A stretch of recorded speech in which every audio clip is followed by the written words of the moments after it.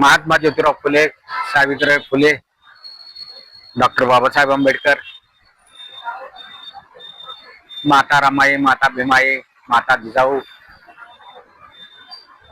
आणि विशेष करून रमाई बरोबर आपण सिद्धार्थ गौतमाच्या यशोधरेचे नाव घेतलं पाहिजे, कारण त्यांनी ज्या पद्धतीनं जीवन जगलेलं आहे त्या संदर्भातून आणखी काही गोष्टी ज्या आहेत त्या संदर्भात परवा आम्ही नाटक पाहिले त्यावेळेस काही गोष्टी आपल्याला कळालेल्या आहेत. सावित्रीबाई फुले यांचा जन्म 3 जानेवारी 1931 साली झाला आणि त्यांचं निधन 10 मार्च 1997 साली झालं. एवढ्या कालावधीत महात्मा ज्योतिराव फुले बरोबर त्या सुरुवातीला निरक्षर होत्या, पण महात्मा फुलेने त्यांना शिक्षण दिलं, त्यांनी शाळा काढल्या आणि महात्मा फुलेच्या प्रत्येक कार्यात त्या अग्रभागी होत्या. महात्मा फुले वारल्यानंतर सुद्धा त्यांनी ज्या पद्धतीनं काम केलेलं आहे, सत्यशोधक चळवळ पुढे नेण्याचा काम असो किंवा त्यांचं उरलेलं काम आहे समाजसेवेचं, हे सुद्धा काम त्यांनी केलेलं आहे. त्यांचा मृत्यू सुद्धा प्लेगचा एक पेशंट मुलाकडं यशवंताकडे घेऊन जाताना त्यांना झालेला प्लेगचा आजार त्यांना झाला आणि त्यातून त्यांचं निधन झालेलं आहे. सर्व शेवटपर्यंत त्या सेवेत कार्यरत होत्या आणि अशी ही माता सावित्रीबाई फुले आपल्या दृष्टीने सर्वात महत्वाचे आदर्श आहेत. 8 मार्चला आंतरराष्ट्रीय महिला दिन झाला. माझी अशी भूमिका आहे की 8 मार्चला जागतिक महिला दिन साजरा करावा, पण महाराष्ट्रातल्या किंवा इंडियातल्या लोकांनी, भारतातल्या लोकांनी 10 मार्च हा दिवसच महिलांच्या दृष्टीनं पहिली शिक्षिका महिलांची ती सावित्रीबाई फुले होती आणि त्यातून हा सगळा समाजाचा उद्धार झालेला आहे.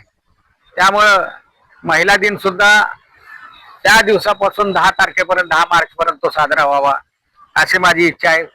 परंतु लोकांना 8 मार्च हा दिवसच महत्वाचा वाटतो, पण महाराष्ट्रातल्या दृष्टीनं आणि भारतातल्या दृष्टीनं सर्वांच्या दृष्टीनं महत्वाची स्त्री आहे ती सावित्रीबाई फुले आहे आणि तीच खरी स्त्रियांची उन्नती करायचं म्हणून महिला दिन तो 10 मार्च पर्यंत साजरा करावा अशा प्रकारची माझी इच्छा आहे आणि लोकांनी त्या पद्धतीनं 10 मार्च हा दिवस साजरा करावा अशा प्रकारची अपेक्षा व्यक्त करतो. मी या ठिकाणी जय भीम, जय बुद्ध, जय भारत. खर तर सावित्रीबाई फुल्यांच्या आज स्मृती दिन आहे आणि या स्मृती दिनानिमित्त आपण या ठिकाणी सर्वजण जमलेलो आहोत.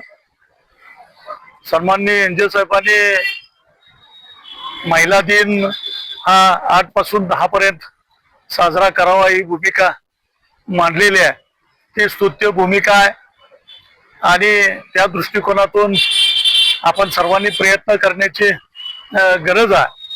पण खऱ्या अर्थानं सावित्रीबाई फुल्यांच्या संदर्भामध्ये अजूनही शिक्षणाची जननी म्हणण्या इतपत किंवा महिलांची जी शिक्षणाची विचारधारा आहे ही सावित्रीबाईंनी रुजवली, ही अजून महिलांच्या मध्ये प्रतिबिंब तयार व्हायला तयार नाही आहे. कारण अजूनही समाज मान्यता ही सरस्वतीमुळं आम्ही शिक्षित झालो ही जी भूमिका आहे ही भूमिका आत्ताच्या 21व्या शतकामधल्या सर्व महिला मंडळांनी ही खरं तर जाणीव आपल्यामध्ये निर्माण केली पाहिजे होती की सावित्रीबाई नसत्या तर आपण शिक्षणामध्ये आणि विकासाच्या मुख्य प्रवाहामध्ये येऊ शकलो नसतो. आपण जो विकासाच्या आहे याची जाणीव सर्व महिला मंडळांच्या मध्ये निर्माण व्हावी, त्याचबरोबर मानव जातीमध्ये निर्माण व्हावी, तर खऱ्या अर्थानं या महामातेला आज अभिवादन केल्यासारखं होईल. आपल्या सगळ्यांच्या वतीनं पुन्हा एकदा या मातेला विनम्र अभिवादन करून आजच्या या कार्यक्रमाला उपस्थित राहिलेल्या सर्व पदाधिकाऱ्यांचं मनापासून स्वागत आणि आभार मानतो. जय भीम.